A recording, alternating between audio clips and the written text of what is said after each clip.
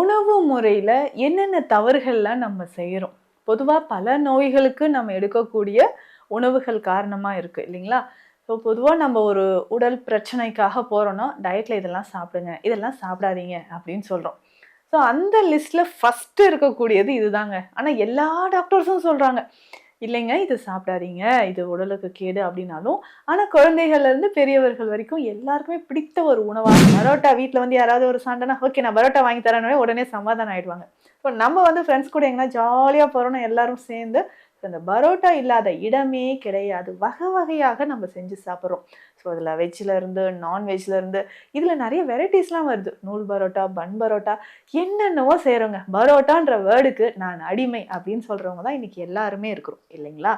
அப்படி இதில என்னங்க தீங்கு வந்துற போது அப்படின்னு நீங்க கேட்டீங்கன்னா, இந்த உணவு முறை அப்படின்னு சொல்றது அளவுக்கு அதிகமா ஏதாவது நல்ல உணவாவே இருந்தாலும், அது நமக்கு சில நேரங்கள்ல கேடு தருதுங்க.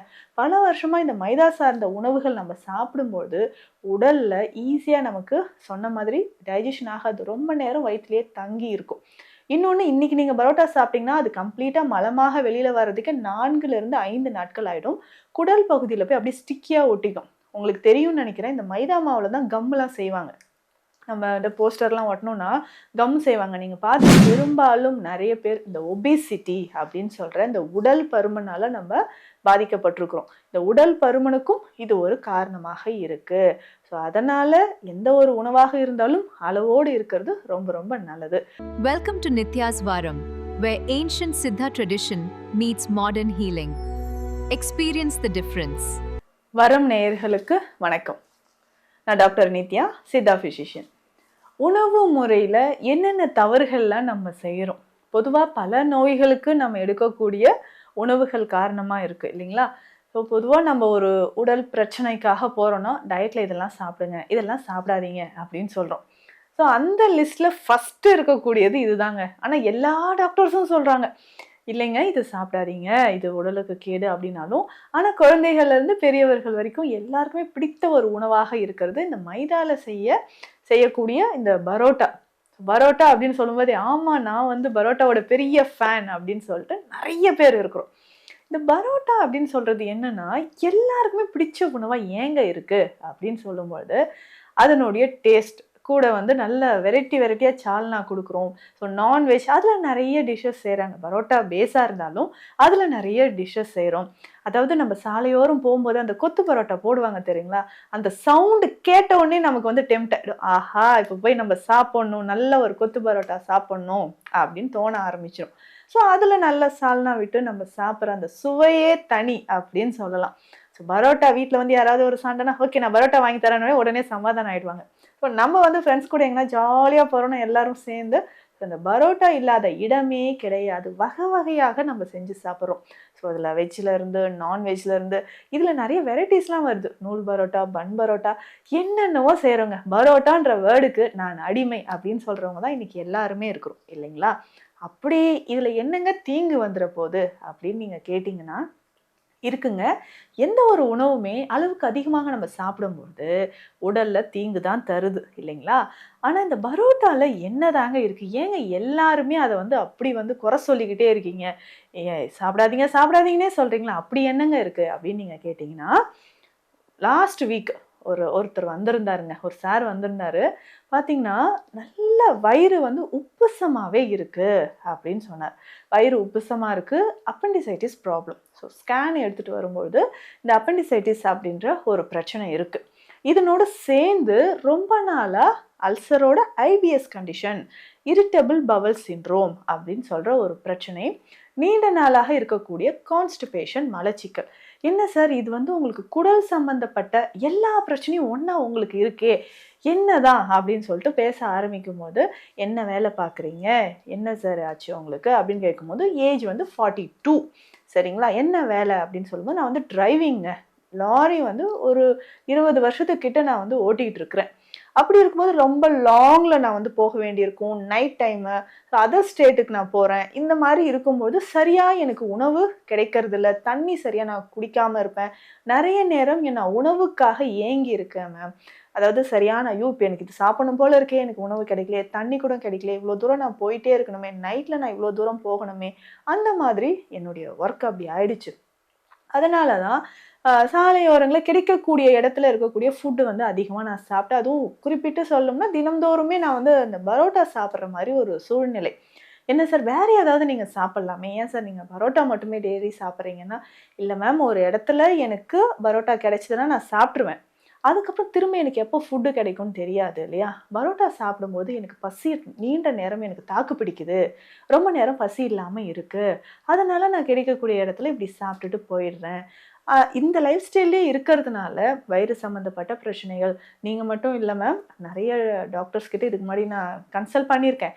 எல்லாருமே சொன்னது உங்களுடைய டயட் ஹேபிட்ட சேஞ்ச் பண்ணுங்க. இனிமே நீங்க வந்து இந்த காரமா, ஸ்பைசி அந்த பரோட்டாலாம் சாப்பிடக்கூடாதுன்னு சொல்லிட்டாங்க. இப்ப இந்த அப்பெண்டிசைட்டிஸ் வந்ததுனால சர்ஜரி தான் பண்ணணுமா? சித்தால இயற்கை தீர்வு இருக்கான்ட்டு நான் உங்ககிட்ட கன்சல்ட் பண்ண வந்தேன் மேம் அப்படின்னு சொன்னாரு.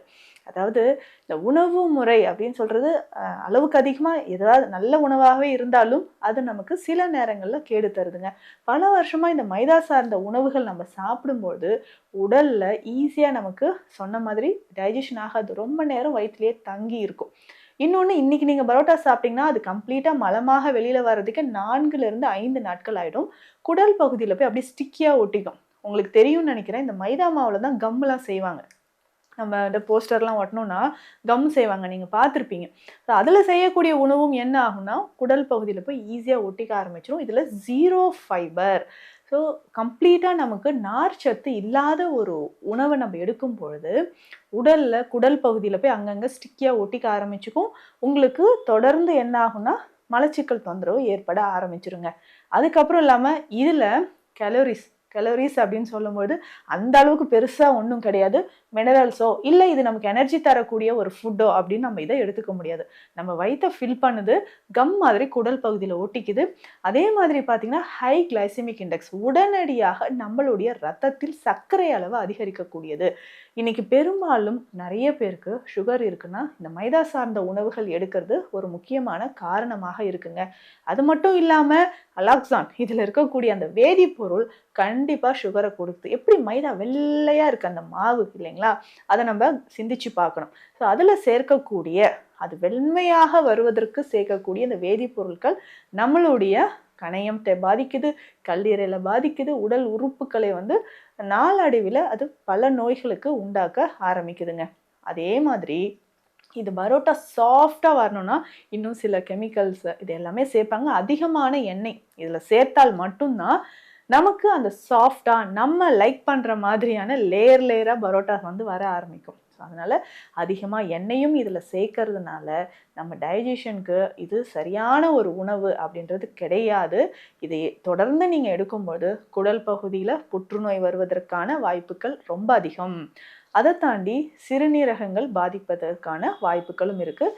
இதயம் சம்பந்தப்பட்ட பிரச்சனைகள், இரத்த நாளங்களில் கொழுப்பு அடைகிறது, கெட்ட கொழுப்பு உடலில் அதிகமாக சேர்வது, மலச்சிக்கல், ஆசனவாய் பகுதியில் எரிச்சல், பைல்ஸ், ஃபிஸ்டுலா மாதிரியான பிரச்சனைகள் நிறைய ஏற்பட வாய்ப்புகள் இருக்குங்க.